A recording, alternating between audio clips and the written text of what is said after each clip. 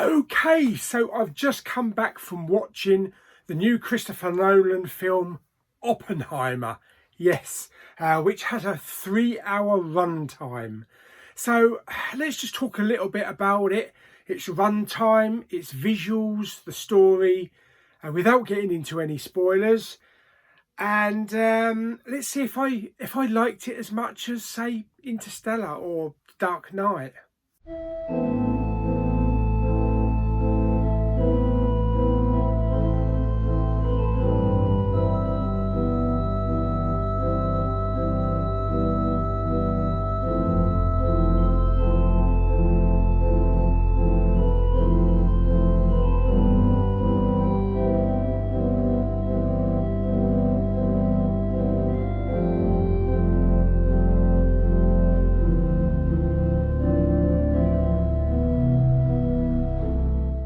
Okay, so this film runs for 3 hours.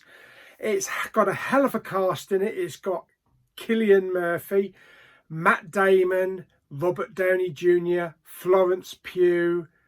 I'm going to miss loads of people. Rami Malek, rather.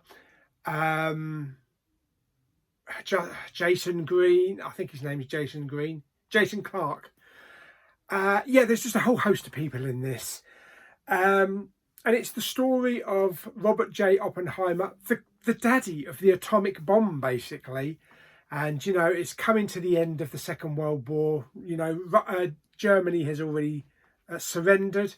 And it's about ending the war and Oppenheimer coming up with this plan to build this atomic bomb. And we know what happened there with Nagasaki and Hiroshima. So the film itself, as I say, it's 3 hours long. It is incredibly dialogue heavy. I mean, we are talking 3 hours of dialogue heavy. It switches between when Oppenheimer was, you know, younger and up and coming, and it switches between afterwards as well. So there's a lot of switching between like courtrooms, which are mainly told in black and white. And offices and different rooms. So it's editing is very heavy on going from one room to another room to a bit of outside, back to the past, a little bit back to the future, not back to the future, but you know, to the future, back to the courtroom, back to another office. It's like that literally for 3 hours. So it can be really heavy, and because it's scientific, it's heavy on the science side of it as well. For the cast, Cillian Murphy was fantastic, absolutely incredible. He's definitely going to be nominated for a Best Actor at the Oscars. Matt Damon was fantastic as well. The chemistry between Matt Damon and Cillian Murphy was really on point. It was just spot on. Robert Downey Jr. was fantastic. You know, we've watched Robert Downey Jr. for like 10 years or so, just as Tony Stark and Iron Man. It's great to see him doing something outside of Marvel. You know, this brings back and shows us that he is such a great actor, you know, going all the way back to things like Chaplin as well. So it's great that he had this great big meaty role to get into. And as we progress through the film, you know, we step by step on creating this bomb and designing it, and lots of talk about what happens if we blow the world up, putting the plan into action.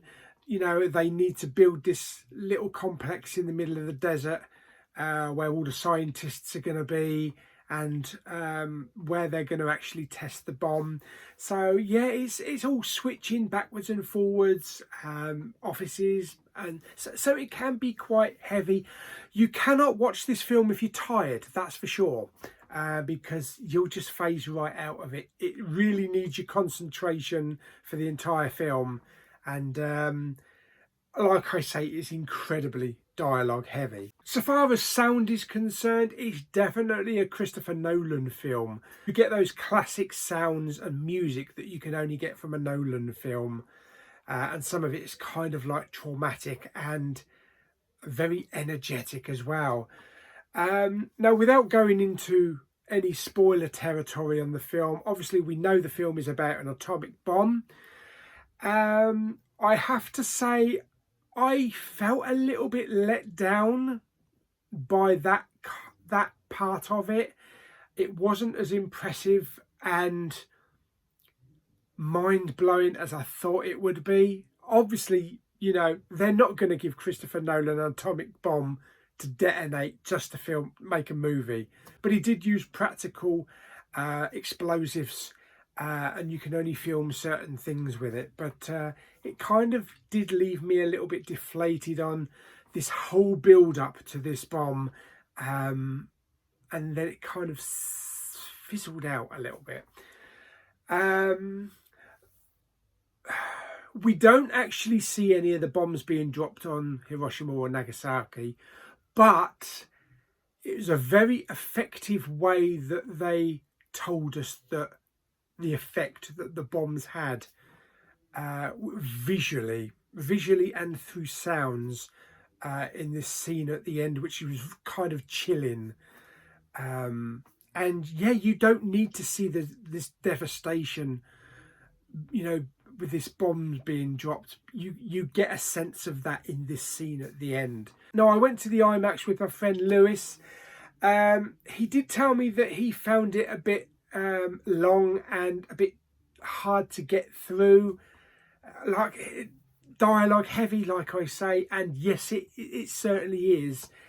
I don't know how much of a repeat viewing this film has. You know, you can put on any other Christopher Nolan film, Inception, Interstellar, The Dark Knight, The Prestige, anything like that. You can get, and Tenet, you can get a repeat viewing. I think this is one of those films, like Schindler's List, it's not going to have a lot of repeat watchability. Not as much as those previous films, but the visuals were really good. The cinematography was fantastic, especially out in the open spaces. Music was great, and yeah, and there was no problem with the dialogue. You know, sometimes maybe there was a bit of loud music with the dialogue, but you could still hear what the actors were saying, unlike Tenet. But yeah, that's basically Oppenheimer. Is it my favourite Christopher Nolan movie? No, definitely not. There's a good three, maybe a good 3 or 4 films I would rate above Oppenheimer. But it is still a really good film. But like I say, it is really dialogue heavy, and the film is heavy, and it leaves you kind of depressed at the end, where and I can understand now. I can understand why they've teamed this up with Barbie to have Barbenheimer, because you come out of Oppenheimer deflated and depressed. You need something perky. You need something perky and pink to perk you up. So you're going to go straight into Barbie. So yeah, it is kind of a depressing film, but it's an important film telling this story. But it also shows you how America and the American government turned their backs on Oppenheimer after the event.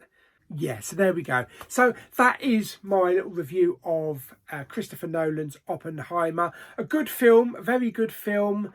But I do prefer other Christopher Nolan films, but it's definitely worth going to see it.